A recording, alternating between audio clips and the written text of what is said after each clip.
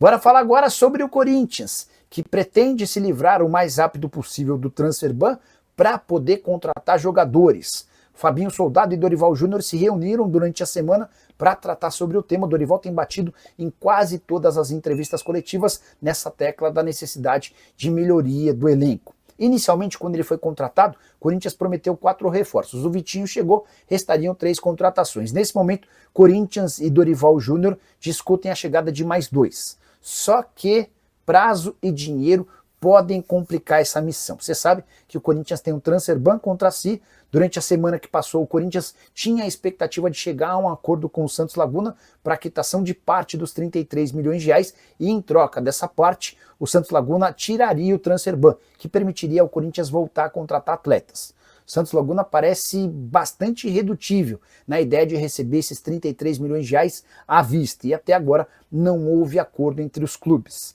Diante desse cenário, o Corinthians corre contra o tempo. Para resolver essa pendência e para poder registrar novos atletas, a janela de transferências por aqui se encerra em 2 de setembro, ou seja, restam apenas 10 dias. Fabinho Soldado tem trabalhado nos bastidores na busca por reforços. Mais um ponta, um zagueiro e um lateral são as prioridades, e é em cima dessas posições e de jogadores jovens que o Corinthians tenta chegar a um acordo.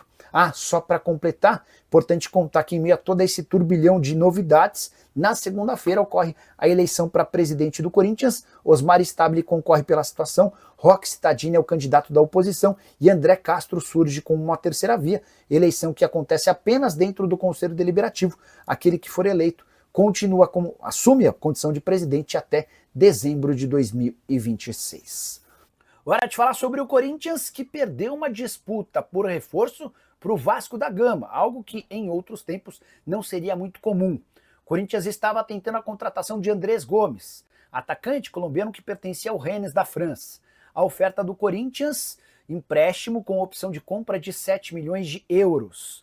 As tratativas foram fechadas em cifras e condições bem parecidas às do Vasco da Gama, mas contra o Corinthians pesaram 2 fatores. O primeiro deles, o transfer ban. O Corinthians está proibido pela FIFA de registrar novos atletas e esse transfer ban só cai quando o Corinthians pagar 34 milhões de reais ao Santos Laguna. O segundo ponto, a proposta salarial do Timão foi inferior à do Vasco.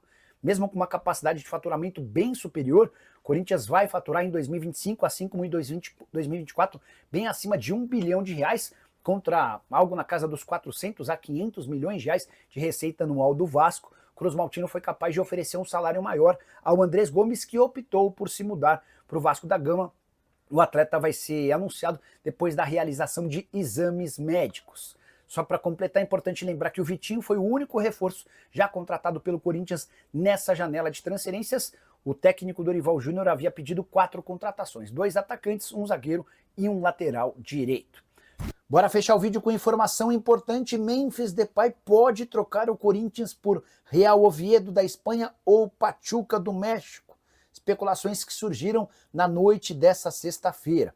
Primeiro, na Espanha, uma conta que segue o Oviedo, time que acaba de subir da segunda para a primeira divisão do Campeonato Espanhol, afirmou que Memphis Depay era o grande nome dos sonhos do Oviedo.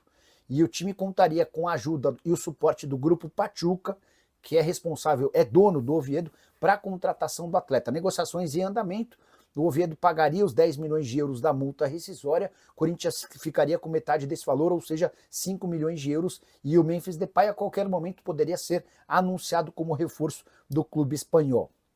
Confesso que vi com desconfiança, até porque o Oviedo não tem capacidade financeira para fazer um investimento de 6 milhões de reais por mês. Esse é o custo do atacante holandês ao Corinthians. Certamente o Memphis Depay não deixaria o Corinthians para receber menos em outro clube. Depois surgiu a especulação de que o Memphis não iria para o Oviedo, mas sim para outro clube do grupo Pachuca, onde só para vocês entenderem, o grupo Pachuca, que é comandado por Jesus Martínez Patiño, um dos caras mais ricos do México, ele comprou 30 anos atrás o Pachuca, e a partir daí foi comprando uma série de outros clubes, o León no México, o Everton no Chile, o Oviedo na Espanha, enfim, ele hoje é dono de um conglomerado de clubes, e o time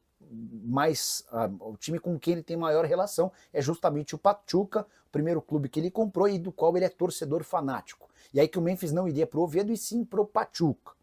consultei uma pessoa do Corinthians, essa pessoa afirmou que o Memphis chegou a contar que foi procurado pelo pessoal do Pachuca, agradeceu o contato, mas assegurou que vai preferir continuar no Brasil, está adaptado por aqui e pretende cumprir seu contrato com o Corinthians, mesmo diante de alguns atrasos em pagamentos de bônus e salários. Então, acaba-se qualquer preocupação sobre a possibilidade de Memphis Depay deixar o Corinthians, atacante holandês que voltou a trabalhar com bola nessa sexta-feira e deu esperança de que possa ter seu retorno antecipado para a partida da próxima quarta-feira contra o Vasco da Gama, contra o Atlético Paranaense, jogo de ida das quartas de final da Copa do Brasil. Só para completar, Corinthians que joga nesse final de semana com o Vasco e precisa de bom resultado para se afastar da zona do rebaixamento. Bora te atualizar agora sobre Memphis Depay. Você sabe que o Memphis está machucado, lesão de grau 2 no músculo posterior da coxa direita, sofrido no clássico contra o Palmeiras no último dia 6. A previsão era de retorno em mais ou menos um mês, ou seja, ele estaria à disposição na primeira semana do mês de setembro.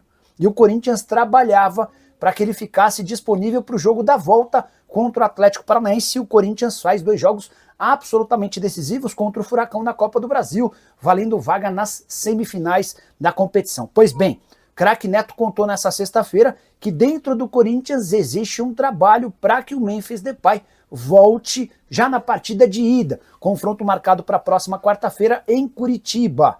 Os caras estão tentando acelerar o processo até por conta de vários outros desfalques, todos por causa de lesão. O Corinthians também não conta com o Yuri Alberto, com o Carrilho e também com o Martínez. Retorno do Memphis seria super importante para que o Corinthians aumentasse suas chances de marcar gol fora de casa e voltar com um resultado melhor. Timão, desclassificado da Sul-Americana e da Libertadores, bem distante da briga na parte de cima da tabela do Campeonato Brasileiro, tem a Copa do Brasil como a última chance de título na temporada. Só para arrematar, importante contar que venceu nessa semana o prazo para que o Corinthians quitasse 11 milhões de reais de bônus previstos no contrato do Memphis. Ele alcançou a meta máxima de jogos e alcançou a segunda ficou a um gol de alcançar também a meta máxima de participações em gol. Dessa maneira, 6 milhões e 300 mil com jogos, mais 4 milhões e 700 mil com gols. O Corinthians não conseguiu fazer a quitação e prometeu o mais rápido possível tentar fazer um parcelamento. Hora de te atualizar sobre o novo salário de uma joia corintiana. Você sabe que o Cauê Furquim, que era tratado como grande craque da base alvinegra, trocou o Corinthians pelo Bahia na semana passada, depois do depósito de 14 milhões de reais de multa, certo? A partir daí, a grande preocupação do Corinthians passou a ser com Gui Amorim, meio atacante, que ganhava os mesmos 7 mil reais por mês do Cauê, tem os mesmos empresários e, por consequência, a mesma multa rescisória de 14 milhões de reais. Corinthians se apressou, chamou o pai do Gui Amorim e conseguiu um reajuste salarial para o atleta. Agora, o contrato do Gui tem um salário de 25 mil reais, o que faz com que a multa rescisória seja de 50 milhões de reais. O Corinthians se mostra muito mais confortável e tranquilo para a permanência do jogador. A tendência é que o Gui ganhe mais minutos no Sub-20 nessa temporada. Ele vinha jogando no Sub-17 para, quem sabe, no próximo ano passar a figurar no time principal. Atleta de enorme potencial que deve ser preparado para ter mais oportunidades no time de cima. Bora te explicar agora de onde vem os 5 bilhões e meio de reais que André Castro, candidato à presidência do Corinthians, prometeu colocar no clube caso se torne presidente na próxima segunda-feira. Nas últimas horas, o André convocou uma entrevista coletiva para apresentar uma carta de um banco afirmando que tem 1 bilhão de dólares ou 5 bilhões e meio de reais para aportar no Corinthians. O banco é o GSP, Banco de Fomento Mercantil LTDA. Trata-se de um banco digital com sede em Goiânia e com base em dados públicos. O GSP hoje tem capital social registrado de 6 bilhões 570 milhões de reais, ou seja, é um banco capaz de aportar esses 5 bilhões e meio. Aí você vai pensar, então quer dizer que ele vai aportar praticamente tudo na iniciativa do Corinthians? É possível imaginar que um banco tenha uma série de estratégias, parcerias e financiamentos estruturados para viabilizar esse acordo. O ponto é, o André Castro prometeu e cumpriu, ele apresentou alguém disposto, uma instituição disposta a colocar 1 bilhão de dólares no Parque São Jorge. Só para completar, o texto que trata... O André apresentou uma carta do banco E essa carta diz o seguinte, abre aspas, este investimento abrangerá não apenas a reestruturação financeira e a modernização da Arena Corinthians, mas também uma série de iniciativas estratégicas já em desenvolvimento.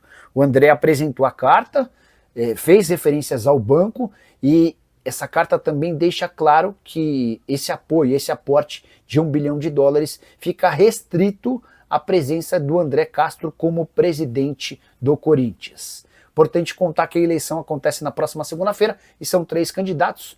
O Osmar Stabile, que é o atual presidente interino, o Roque Cittadini, que vai ser oposição, e o André Castro, que surge como uma terceira via. Curiosidade, em todas as enquetes que você procurar na internet entre torcedores do Corinthians, o André Castro aparece como o vitorioso, como aquele com mais intenções de voto. Só que a votação se dá dentro do Conselho Deliberativo, onde ele é muito menos conhecido do que os outros dois. Até por isso, o que se imagina hoje é o André como uma terceira via, tendo o Stabile com um ligeiro favoritismo em relação ao Roque Cittadini. Só para completar algumas informações sobre o time do Timão, do time do Corinthians, no caso. O Corinthians conseguiu aumentar o salário do atacante Nicolas, que joga no Sub-17, terminando ou evitando qualquer possibilidade de o Nicolas seguir os passos do Cauê Furquim, aquele atacante que virou jogador do Bahia. O Nicolas passa a ter uma multa rescisória de R$ 30 milhões no Brasil, graças ao aumento do seu salário, que era de 5 mil e passou para 15 mil reais mensais. Já o Timão faturou R$ 1.200.000 com a ida de Raul Gustavo, ex-zagueiro do clube, que estava no Ferencváros e vai defender o New York City. E você curtiu o vídeo? Não esquece de deixar like, de se inscrever no canal. Hora de falar sobre o Corinthians. Se depender da chance de um acordo com o Tadieres para que o Corinthians escape de uma eventual perda de pontos no Campeonato Brasileiro, já dá para dizer que esqueça essa história.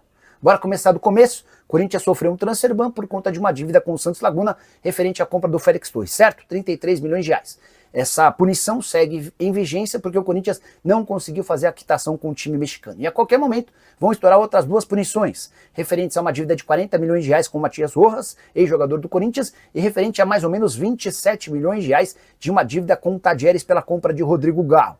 Os 2 casos já foram julgados pela Corte Arbitral do Esporte, resta apenas que essa corte se pronuncie, confirmando as punições, e aí vai caber à FIFA decidir se impõe outros 2 transfer bans ou se começa a tirar pontos do Corinthians. O Cruzeiro em 2020 chegou a perder 6 pontos. Pois bem, Andréas Fassi, presidente do Tadieres, foi perguntado pelo pessoal do UOL sobre a possibilidade de um acordo com o Corinthians, caso o Timão procure o Tadieres, para evitar a perda de pontos e sugira um pagamento parcelado. Existe chance desse acordo? Dá uma olhada na declaração do presidente do clube argentino, abre aspas, o Corinthians só pagou a primeira parcela. É uma vergonha terem o melhor camisa 10 do Brasil jogando 2 anos sem pagar. Tem que ser como na Itália. O espertinho que precisa ser rebaixado para a 2ª ou 3ª divisão, afirmou o presidente do Tadieres, que continuou assegurando que não há nenhuma chance de acordo. Ele fala, abre aspas, não há negociação de nenhum tipo sobre parcelamento.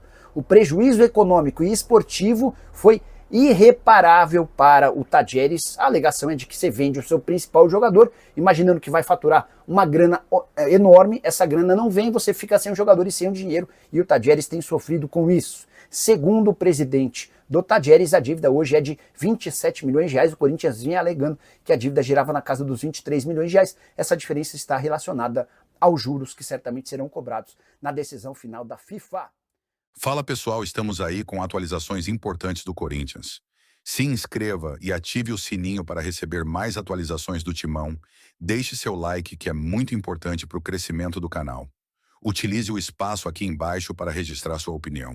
Ficamos por aqui com mais esse giro de notícias. Um abraço e até o próximo vídeo.